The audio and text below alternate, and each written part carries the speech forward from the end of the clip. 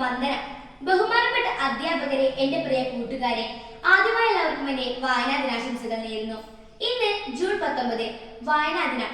വായിച്ചു വളരുക, ചിന്തിച്ച് വിവേകം നേടുക എന്ന ആശയം നമ്മൾ ഓരോ മലയാളികളുടെയും മനസ്സിൽ കൊണ്ടുവന്ന ശ്രീ പി.എൻ. പണിക്കരുടെ ചരമദിനം. ജൂൺ 19 മുതൽ ജൂൺ 25 വരെ നാം വായനാ വാരമായി ആചരിക്കുന്നു. മനുഷ്യന്റെ മാനസിക ഉല്ലാസത്തിന് വായന വളരെ അനിവാര്യമാണ്.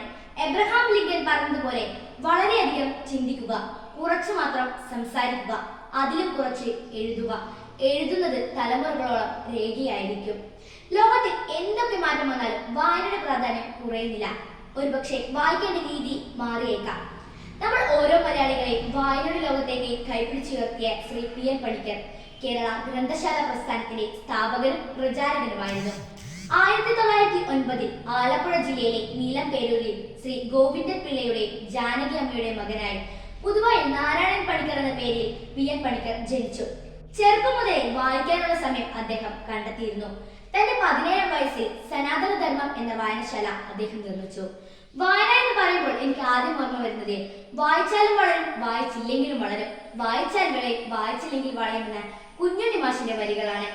വായിച്ചാൽ അറിവും ബുദ്ധിയും ചിന്താശേഷിയും നമുക്കുണ്ടാകും. വായിച്ചില്ലെങ്കിൽ ശരീരം മാത്രമേ വളരുകയുള്ളൂ.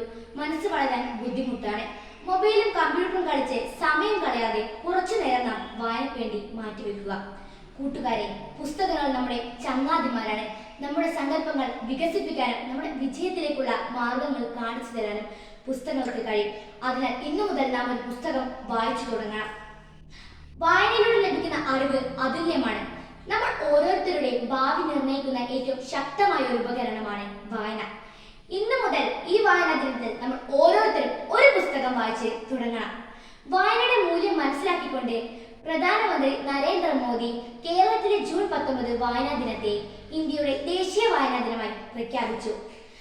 ഒരു പുസ്തകത്തിന് നമ്മെ നന്നാക്കാനും ചീത്തയാക്കാനുമുള്ള കഴിവുണ്ട്. അതിനാൽ നല്ല പുസ്തകം നോക്കി തിരഞ്ഞെടുക്കുക. വായനയുടെ പ്രാധാന്യം കുറഞ്ഞു വരുന്ന ഈ സാഹചര്യത്തിൽ നമ്മൾ ഓരോരുത്തരും വായനയെ ഓർക്കുക, വായിക്കുക, അറിവ് നേടുക. എല്ലാവർക്കും ഒരിക്കൽ കൂടി എന്റെ വായനാ ദിനാശംസകൾ നേർന്നുകൊണ്ട് നിർത്തുന്നു. നന്ദി, നമസ്കാരം.